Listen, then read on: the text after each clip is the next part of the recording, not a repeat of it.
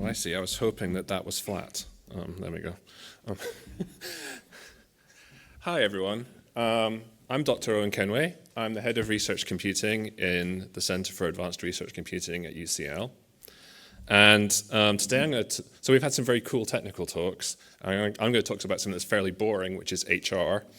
And I'm going to present the work we've done as we've created this department to build a career structure for research IT staff, which is more rewarding, retains staff, creates new staff, and does all the things that we've sort of struggled with, I think, as a field, certainly over the 13 years that I've been working in this. So first of all, I also have a PR sales slide, which is what is ARC? And hopefully about a year from now, I won't have to put the slide up every talk. About 2 years ago, we split out the function in the university that looks after research software engineers, the HPC systems, the research storage, away from central IT. I think this is quite a bizarre move, because quite often at universities you see them pulling everything in. But essentially, the academics were frustrated that they did not have enough control over what we did, and so they kind of told central IT to split us out. We have an interesting structure. We have a professional services director, who is James Hetherington, and I'm scanning the crowd to see if I can see him. He's over there somewhere. And we also have 3 academic directors, and they're associate directors, and they're kind of tasked with making sure the academic functions of this new hybrid department works. We're also still responsible for all those research IT services, which, because it's the same staff, it's not so much that we've inherited them as we've just kept doing what we're doing, but we also aspire that staff in ARC are researchers and do teaching, and indeed we do have researchers who are PIs on grants, and one of the reasons I was not here on day 0 was because I was teaching, so this is definitely happening. This is quite a difficult thing to have done, actually. UCL has no concept of a professional services department that does academic work, right? It doesn't know how we can be on grants, it doesn't know how we do teaching. And so there are lots of really difficult things to overcome on a paperwork level. So there's this thing which I, as an IT person, had never thought about, which is, do we give or take overheads, right, on grants? How do we fix the HR and procurement and finance and all the other processes so that we can become effective researchers and lecturers? How do we give staff meaningful progression across all these things that we do, right? If those of you who are academics or who work in industry will not know this, but traditionally universities, professional services staff can't get promoted, right? You're hired into a post, and the way you go up a grade is you step into someone else's shoes when they leave, or you move to another institution, right? And the one that is most important to me, because I have been forced to be turned into a manager to be promoted, is how do we stop technical people having to become managers, right, to get further in their career? And then there's the usual problems of how you balance all these different types of work, right? But with challenges come opportunities. We're in a position where we can design what the career structure looks like for our staff. There's a lot of options for more satisfying work. I've put research and teaching here, but there's also a whole bunch of stuff about how we do service design and what we build and how we interact with vendors and all that stuff, right? And actually, this third point is really the thesis of the existence of ARC, which is that if we have service provision staff who are doing research and teaching, then they have direct experience of using the systems that we provide, and that should give us a push to build better systems and to understand the problems of researchers. And by God, I will tell you, from doing teaching, I am now incredibly sympathetic to our academics. That's a really tiring and difficult thing to do, right? Alongside us splitting out, a lot of the provost at the university changed, and below him a lot of the senior leadership changed. And some clever, definitely legal, but definitely innovative and clever financial rearrangement means that we can hire more staff, because what we do is, rather than paying for contractors, the staff are backstopped by central funding, so they're permanent staff, but when they're working on projects, they're charged to the projects like a contractor would, just at a third of the rate, right? So these pictures are going to look a bit weird, because like all my predecessors in the stand, I have some AI-generated images. So when designing a career pathway for research IT staff, right? I think this kind of illustrates the problem we've had. So you start out, right? This is me. I don't know why it chose grey hair for the young person. I just told it a young researcher. Anyway, whatever. You look at the world outside, you finished your PhD, and you're like, well, I don't really want to do a series of postdocs moving around, being precarious. I'll go and work in central IT, right? And you do basic work. You handle the support board. You might help install hardware or install software. You write some code and some languages. This job is amazing. People bring you an infinite set of every day you come in, you log into the support board, someone gives you a difficult problem to solve, and you solve it, and people say, yeah, people say thanks, and they pay you for this, right? And you progress a bit further in your career, and you're much deeper into it. You do lots more difficult technical problems, and this work is really satisfying, and you're really enjoying yourself, and you feel like you own things and you built things. And then this happens, right? This is me now. And so I'm good at this technical work, right? My primary skill is that if you give me a set of incompatible libraries and applications, I'll make them work together. And what the process says is the person who does this should spend his time going to governance meetings, negotiating with stakeholders, line management, and that I should finally have to give in and get a Mac and use Word. So maybe I'm projecting a bit here, but I feel like, talking to my staff and everyone else, that the vast majority of people who want to do research IT, whether that's in a university or in a vendor or at a company, are technical staff and are incredibly good at technical work, and then the process turned me into a mediocre manager. I have to work really hard at being competent when I'm a manager. I do not have to work hard at being competent when I'm doing tech work. But the existing professional services structures only reward being a manager. So the goal that James, myself, and the other people who are in senior positions at ARC set out with was we need to design a professional services structure that gives staff seniority due to technical expertise. And this is the word that is the lever which lets you break through the HR process: leadership, right? It means the same thing as ownership and being an expert, but it means it in a way that HR people understand. So what did we do? We decided to set out and define 5 key professions, and everyone in ARC is one of these 5 professions. We took the pre-existing research software engineer profession, which is known throughout the UK and throughout the world now. There's been some fantastic work making that into a thing that research councils understand. Right, so that already exists. We brought in, there's been a lot of work on So there's a really important part of the research process which people don't often think about. And it's in the same way they don't think about how IT is important, they don't think about how administration is probably the most important function in keeping things going. So we have brought in this concept called a prism, which again is external to us.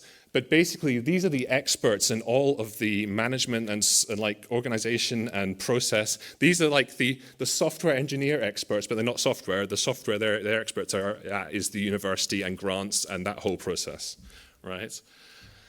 We have defined data scientists because that's a cool buzzword and that brings people, no, because data science is very important. They've got a specific set of skills that are distinct from research software engineers, right? And similarly, we have data stewards, who are experts in the provenance and governance of data. So whereas these guys are experts on science part, these people are thinking about, well, if this data came from a trusted research environment set, so something that's like a set of medical records or information about people, how do we govern that? What's the wrap we put around that? And finally, there's my profession, which I have slightly controversially, because it seems to be everywhere else they've started to call them engineers, decided to call research infrastructure developer, which is system administrators, people who look after users, build infrastructure. I'm not going to explain the developer, but if you want to, you can catch me later and we'll have a discussion about it. It was specifically actually because when we named research software engineers, we wanted to give the idea that it was more rigorous than just a software engineer, and I wanted us to be more flexible, right? Hence the development. Each of those professions has a job description in all of the grades that we hire at, from grade 6, which is effectively an entry level, right? It's a junior position with the expectation that you'll move up a grade at the end of 1 or 2 years, all the way down to what we call the professorial grade, which is grade 10, of which there is a single individual who is, again, my director, James Hetherington. These have a wide variety of responsibilities aligned to them, but basically, assistant at grade 6 is the junior, right? The standard entry level, so it has no title, is for staff who have some knowledge at grade 7. So these are people you can hire and they can start working. Seniors at grade 8 are experts in their field. Principal, which is where I am, is is responsible for a large part of the infrastructure that we provide, or a large part of the services that we provide, or equivalent. And of course, finally, there's kind of what is the director level, right, which is James. Director level currently comes with an actual professor title, and it's not clear to me whether that's just for James or all future grade 10s, but he's hoping. The point is, the way this is structured is that someone who works at ARC can talk about what they can do, and they can say, so for me, I'm a principal research infrastructure developer, I am head of research computing and the head of profession for research infrastructure developers, right? We have a terrifying wiki. All wikis get out of hand, right? Which lists the duties per grade. And I've tried to summarize roughly where things are here, but each of these could be several pages by themselves. So on top of the base duties that you would have as a untitled grade 7, just the thing, if you go up to senior, you're expected to have some level of technical leadership, design, or service ownership, or be in charge of delivering technical projects. You might do some line management or supervise an MSc student or be a PhD second supervisor. Principal, you should be in charge of some important part of strategy or like a large umbrella of infrastructure. You might be head of profession. Head of profession is sort of the top of the line management tree for each of those professions. You might have specific technical expertise in leadership, right? You might be the foremost most expert in some particular technology. You're the person people go to, whether inside or outside UCL, for advice. And then the final thing is this thing that we've brought in from Agile, because at the same time as we were doing this, the university transitioned to Agile, which is product ownership, so being in charge of a product.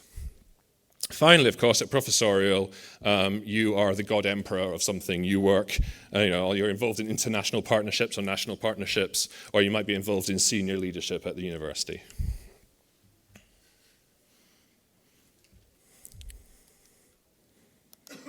Click. Oh. We fixed the promotion problem. So, we now have a yearly, because we have these standardized job descriptions with the standardized grades, you can move a person's post up a grade. That's a defined thing. They're not being promoted to some like niche thing that's difficult, right? So we have, like they have in academia, a yearly promotions round. People apply with the support of their line manager, and depending on the level, sometimes external referees. There are people in this room who have given references for some of my staff in getting promoted, and I'm incredibly grateful to you for doing that. It's very helpful. Having an external vendor that we've worked with say that they rate someone highly is a really good way of showing that they have, technical expertise and reliable and can work with people and so on. So there are some of you in this room who've done that. Thank you very much. I am incredibly grateful. It's meant to be lighter weight than a job application. I don't think it is now. It's about a bit more. But the advantage is you don't have the risk of applying for other jobs. You're promoted in post, so your post actually goes up a grade and you remain in it, right? And even if you don't succeed, most people who don't succeed in getting promotion in a particular year who have applied go up like UCL has this sub grade points called spinal points. There's about 7 or 8 of them per grade. One of the things we can award as like a backup is an additional spinal point. So that's probably a few grand a year in terms of the pay bump. And not just in ARC. So Central IT are doing this too. So that's great. So this is a revolution for professional services staff across UCL, right? In 2022, we had our first promotions round and promoted 8 people. And in 2023, we promoted 7 people. That's not showing us being stricter. That's just, the ratios of how many people applied versus were promoted were about the same. The second problem we wanted to solve is that when we're recruiting at university, it is incredibly painful to do. For a start, and this is maybe not our revolution, but HR's, there's this thing called Rome. If anyone's applied to a UCL job, the first entrance exam is coping with Rome, right? And they've actually moved to a different system called TalentLink, which is much, much better, and you can apply through LinkedIn as well, which is much, much, much saner for the recruit. But the main thing for us is we've managed to create a situation whereby rather than recruiting for a specific post, so we don't go, this month we want to advertise a senior research infrastructure developer working in the storage team, and then if you don't get anyone that's suitable applying in the 2 weeks to 4 weeks you have that open, you can't appoint anyone. We have open posts at all professions and all grades at all times that you can apply to, and even if there's not a post available, we will keep your CV and bring you into subsequent recruitment rounds when there are posts available. Right? And the goal here, again, I'm going to big up James a bit, is that we have this belief that we want to avoid missing people who are good because they apply to the wrong profession, or because they happen to apply at the wrong time, or because jobs are under or overgraded, right? I would like to say this is a fantastic, clean, and easy to manage system, but going back to the prisms, this is actually a fudge underneath with like 3 people frantically moving people about between real posts and virtual posts and stuff. So this is a difficult process, but it looks seamless to us as the recruiters. And on the right here, I've got an example of one of our job descriptions, I think, for principal research infrastructure developer. The next strand I think is quite important, and I worked on, I think, before ARC existed. It's difficult to tell. These things all blur together because this is all in like the pandemic time frame where everyone's brains are confused and time doesn't make any sense anymore. For a long time, so I go to the HPC SIG fairly regularly, and the HPC community is small and it's not really growing, right? I've been going for 13 years. I see the same faces there. You don't see a lot of new faces. People are getting older and grayer. I have a lot less hair. If I was giving this talk last year, I had long hair, right? But I reached the point where the level of baldness was not compatible with that. Very sadly, some people have died, right? We've got a memorial for Jacky Pallas, who we all know and love, who is sadly no longer with us. And people are retiring. The same people flit about between universities and vendors. I have both hired people from and lost people to vendors, right, as well as other universities. There was this period just before the pandemic where AWS went around hoovering people up by basically saying, if you want to come and work for us, we will give you a massive salary increase. Come and work for AWS, right? And there's no one new coming in. So one of the strands in building a big organization with a lot of research IT staff, if we want to increase the number of staff at UCL, well, if it's a zero-sum game, that just means we hire all of you, right? And all the other universities are gone. So one of the things we have to do is create the employees we're going to hire in future. We have a 3-track approach to this. The first, of course, is making sure that undergraduates are picking up the skills that they need to move into this profession in future, right? So, for example, James, myself, and a lecturer from CS are teaching a course we're calling Data Engineering, which is basically how to stand up the infrastructure and workflows to build like a data science pipeline, right? And so I've been teaching Kubernetes and Docker, and James has been teaching storage technologies, and the lecturer in CS has been teaching about logging and a whole bunch of Ansible and stuff like that. And that's because I'm going to say something that's making the university unhappy, but I don't think universities are doing a good job at undergraduate of teaching students skills they're going to need to do research when they finish, right? Again, those of us who work in universities, who work on HPC support boards, will know that every September you have an influx of new users who are new PhD students. They've just gone through a degree, right? They should know what they're doing. And they show up and they go, my supervisor said I need to use HPC and I don't know what that is. And you then just have to teach them things like shell and scripting and now increasingly what a hierarchical file system is. So we really need to, we're really keen to be part of this. Part of the reason we want to get ARC into teaching, right, is we want to give students at UCL the skills they will need when they go out, whether they work for us or they go off to do a PhD somewhere else or they go off into industry, to do those things without having to learn them on the job.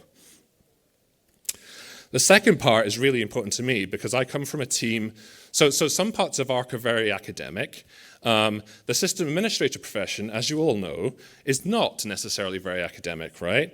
A lot of us went through when going to university was not normal, but they have a vast degree of expertise, right? And it's very important that we embrace the idea that future staff might not have a PhD or a master's or even an undergraduate degree, but have a vast amount of professional experience. And to do that, we have brought in apprenticeships. We're trialing them this year. We have 2 of them currently. I believe they're at the conference. I don't know if they're in the room or want to wave, but they are here. Here we go. Daniel is here. And there's another guy, Mohammed, who I can't see. Okay. They have started in September, and I think ARC is, like, HPC teams are a really great place to do an apprenticeship, I feel, because we do lots of things that even if you don't come in to work in a university are really important in the outside world, right? You will get to do Linux system administration. You'll get to do stuff with real hardware, which is something that increasingly it feels like is a skill that's missing. We will do cloud type stuff because we do provision on both private and public cloud. And there's lots of stuff of interacting with users and understanding that kind of. So there's a really, there's a good way to have a good period of learning for apprenticeships. And finally, those grade 6 entry posts exist because we want to hoover up people with the right attitude but not the right skill sets. Again, going back to the HPC SIG, I think before the pandemic, we had a workshop on what we were looking for in new employees, right? And everyone agreed that actually the ability to use Linux is pretty low down that list. What's really important is that you're interested in the mission of the university, working with researchers and helping people, right? And so the point of a grade 6 is that they have the right attitude and the right idea of what they want to do, but we're going to have to train them on the job. Right? So these are 3 tracks, really, for bringing in new recruits. Final bit of this talk, and again, this might be where James wants to put his hands over his eyes, are lessons learned. So, I know lots of people don't like Elon Musk, but he put up a tweet a couple of months ago saying, we choose to do these things not because they're easy, but because we thought they were easy. And that really resonates here, right? At universities, lots of people, no one at university is evil, I think, right? But lots of people are really set in their ways and don't want to change things. And one of the toughest things that myself and James have struggled with, and the other senior leaders in ARC, is that, and we've whinged about this to each other, so this is how I know I'm not alone in feeling this. There's this unorganized passive resistance where you go to a meeting with people and you go, we really want to not screw over our staff. And the people in the meeting go, yeah, that's a really good idea. We're really on board with that. And then you go away and then nothing happens, right? So this requires endless persistence on behalf of the people trying to push the change to make sure things are followed through. And we've won some of these battles, I feel, on the HR and recruitment side, and on finance and procurement, and then in some areas we've not, right? And if you want to hear me whinge for a steady hour with increasing numbers of tiers, estates, just again, come to the MMF booth and ask me about estates. Similarly, driving the university's process requires more admin support than you can ever imagine. If you think you need a departmental administrator and they need 3-4 staff under them to do tasks, right? The ops and PRISM part of this is a really important part of the organization and just would not function without it, because there is just not enough of us to go around without someone else who understands those processes and can efficiently navigate them for you, right? Oh, this is a rough slide. So we went into this going, everyone in the team knows us. They know we're not trying to screw them. This will all be fine. Everyone will be happy with the changes we make. Existing staff in the institution will certainly have been through several reorganizations that were not beneficial to them, right? And therefore, they automatically view change as a negative thing, right? And sometimes, I'm going to be pretty honest, you screw up, right? And things don't go the way you expected. And for example, we have definitely noticed, going back to the promotions round, there's a bit of a gap between existing staff and new staff in taking opportunities to do new things, right? That is closing over time, as I think people are seeing that we're not trying to screw them. But it's really difficult. The internal PR, you might think something is obviously good, but you really have to work out how to express that in ways that don't scare people. Secondly, some of the staff for us that you hire as professional services staff who want to look after systems well might not want to be researchers or lecturers, right? And that's especially true of my team, right? A lot of my team are expert sysadmins with decades and decades of experience. They went into that because they didn't, they A, had no interest in being a researcher, but B, they don't really show any interest now, and that's fine. And you've got to make sure you build the career progression in so that they can progress too, and you don't turn them into managers. And the final set of lessons learned is that recruiting at scale is really hard. There is so much process around recruitment. Some of that is legally enforced, so you really have to have some experts. Again, going back to that important administration team, right? Experts in making sure that you're doing things properly and fairly and going through the process properly. It takes an amazing amount of effort from there are 5 principal research infrastructure developers, four who report to me. They spend a lot of time doing recruitment at the moment. There are sometimes confusing interview panel requirements. And these things all just make this very difficult. And the final point is, because we have those generalized job descriptions, they're very wide. If you look at one of our job descriptions on a job advert, it looks quite scary, right? Because for system administration, it says you must know HPC and cloud and storage and whatever. So you have to be very careful in the advert text to flavor it so that people know what you're looking for. And the final slide is an offer of support from us. We think this is a good way to run a department. If you're trying to do this at your institution, talk to myself or James or one of my staff and get into contact with us, and we will come and talk to your finance team or your HR team and tell them what we did. Because we think this is how things should be run everywhere. This is not a UCL is wonderful thing. This is a we want this profession to change thing. So thank you very much.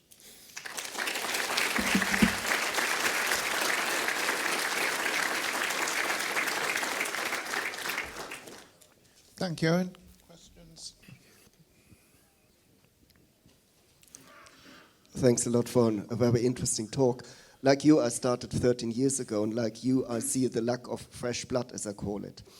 And one of the problems is simply demographics.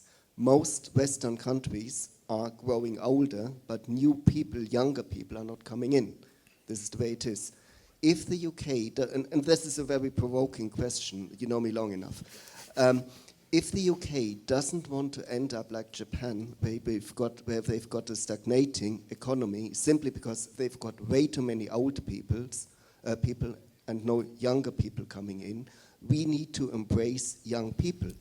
Now, I'm perfectly aware that quite a number of companies are seeing migration not as a problem, but as a solution for exactly the issues we are having.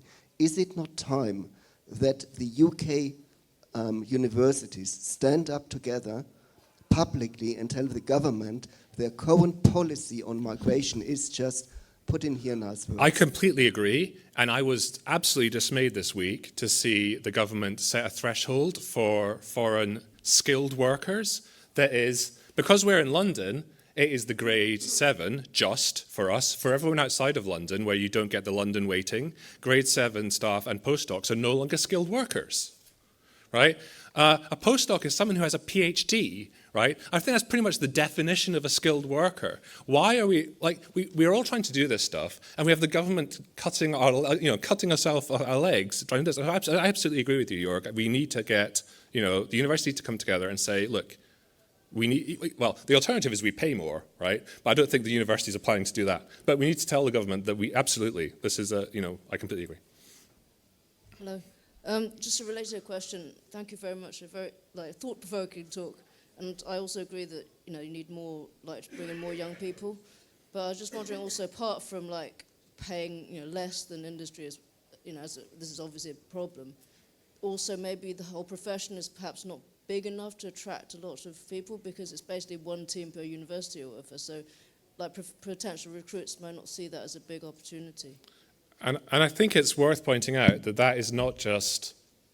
I think it's bigger than it looks. So ARC is well over 100 people now, but it's also work in vendors, right? I see this community here as being universities, vendors, including cloud vendors. I whinged about Amazon hoovering whole people, right? But that's a very good, high-paid career with the same skill set, right? And I am not upset if Daniel, my apprentice, goes off to a high-paying job in Amazon. That's amazing. That means we've created another person building important infrastructure that's going to make the world better, right? So I agree, but I think we can show people that this is also a gateway career to other important stuff like that. Last question. All right, so first of all, I'd like to give you a bit of a praise because I've been bumbling around in HPC for almost 20 years now, starting with high energy physics and then moving on across fields. And we had that problem in HPC for a long time. Essentially, people being say, "Oh, you're not a real scientist if you do computers, and no promotions in the academia and so on." So there was this thing like HEP Software Foundation, which was supposed to back people up on that. It's really nice to see at least one place. Probably there are more, but at least this is the first time I'm actually really aware of, which has got this very clearly defined structure and this not having to become a manager / professor in order to progress in career. That's refreshing. That said, actually, I think that's only one question. I've already had people from my team asking if you've got the slide deck available anywhere because they really like to see that. I am happy to do that. Yeah, but anyway, my question is, you kind of said this is still kind of in progress. How sustainable do you reckon this will be? You said you've already got some hiring problems, and we are in the economy is not doing particularly well anywhere really. And if we're competing with hyperscalers on getting people in. I mean, I kind of see what I was going at in Cambridge that things are getting very much centralized without necessarily with the amount of people you get employed by the centralized services is not the same, or actually it's lower than it was before the centralization. So it's, I would say it's a problem we've had in academia forever, that we want people in, but we don't really have a good incentive for people not necessarily, we don't even actually let people stay in, and it's a problem. How do you reckon that you've got a different approach going kind of against the flow. How do you reckon So I think in the next 5-10 years? This is happening in two phases, right? The first was the easy phase, which is that UCL, like every university, used to waste an amazing amount of money on contractors, right? And so the money to fund the first few years of growth has come from turning that pool of money into staff posts, right? We are now starting to reach the point where we're going to have to turn research grant money into posts, which is part of why I'm doing this tour, to show the research councils that these things exist, right, so people can put them on grants. But in the same way that the growth in RSE teams predominantly came from being directly costed on grants, we're going to try and do that with the other professions as well, right? So, for example, if you have a research project that needs to stand up a bit of like really bespoke infrastructure, someone from the research infrastructure developer side of the fence should be on the grant to build that and maintain that for the lifetime of the project. And I think that's that's our current plan for trying to fund this. But I agree, the funding in academia is always really difficult, right? And my brain is full of knowledge about finance that I wish I didn't know. I could literally put any other fact in there and it'd be better for me than knowing how the financial systems of the university work. But here we are, right? Okay, and I think at that point we should thank Owain and all the other speakers again.